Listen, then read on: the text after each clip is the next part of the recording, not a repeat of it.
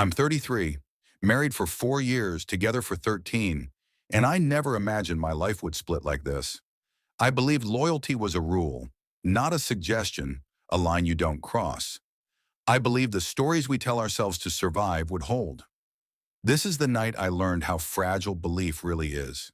My wife used to say it casually, almost joking, like a proverb she'd memorized before she ever met me. Men cheat, all men cheat, and one day you'll cheat on me too. She said it often enough that it became background noise. Something I waved away with patience because I loved her and because her last relationship had ended with a man living a secret second life. I let her check my phone when she felt anxious. I reassured her when she spiraled. I told myself this was empathy, not erosion.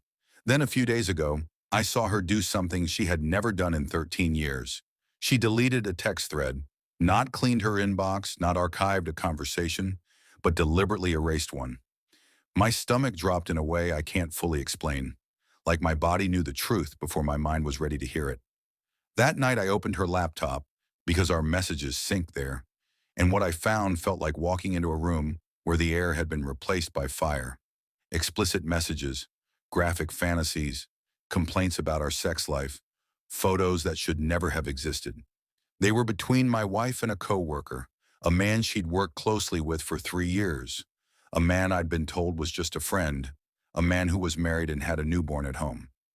I sat there scrolling, my hands shaking, reading how much they wanted each other, how dissatisfied they were, how she laughed when he joked about me cooking their dinners while he imagined blowing her back out. I remember thinking, absurdly, that I'd washed those clothes, that I'd fed our pets an hour earlier, that life had continued around me while this was happening behind my back. We both work in healthcare, in jobs that grind you down slowly, the kind where stress and death become background noise. The last couple of years had been a rut. We were irritable. Intimacy had faded almost to nothing. We blamed hormones, depression, exhaustion. I blame myself too, because I'm not a cuddler, not overtly sexual, not emotionally expressive in the way people expect. I do the chores, all of them. I cook, clean, do laundry, care for our pets. I thought love could look like reliability. Reading those messages, I felt a wave of guilt crash into my anger, because part of me wondered if I'd pushed her into this. Then another part of me screamed back that cheating is a choice, not a symptom. I didn't confront her right away. I went numb. I slept. I worked. I watched her delete threads overnight, like someone trying to erase footprints from wet sand. I knew nothing physical had happened yet, or at least that's what I told myself to survive. When I finally did confront her, it wasn't dramatic. No yelling, no broken dishes. Just me laying out the betrayal and the hypocrisy, the years of accusing me of a crime she was now committing. She swore nothing physical happened. When I threatened to tell the other man's wife, the panic finally surfaced. She begged me not to ruin their family, not with a new baby, warned me that the other spouse would tell coworkers and destroy her work life.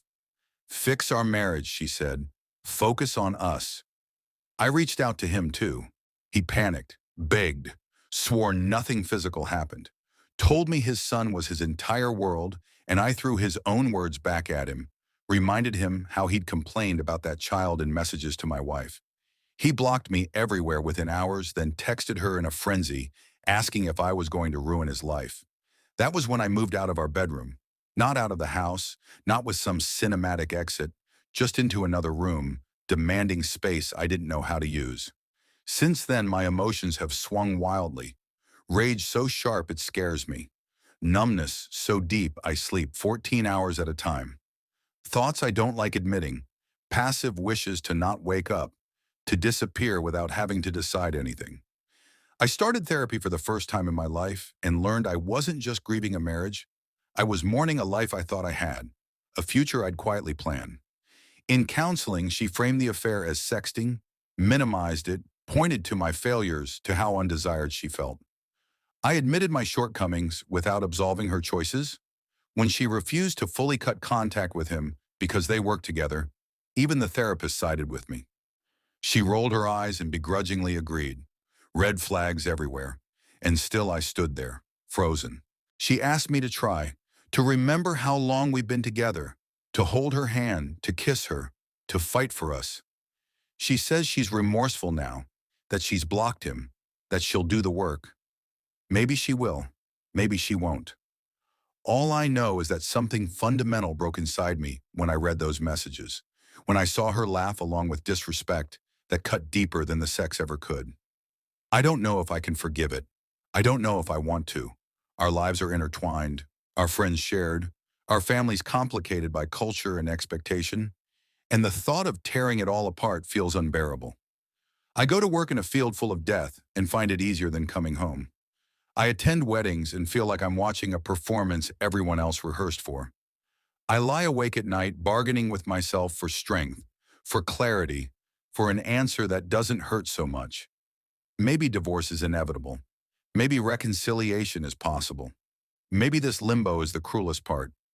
All I know is that I didn't deserve this, that love shouldn't require erasing yourself to survive, and that trust once shattered never fits the same way again. If you've been here, if you've faced a betrayal that hollowed you out, tell me what you did next. Tell me whether you stayed or walked away, and tell me honestly in the comments how you found the courage to choose.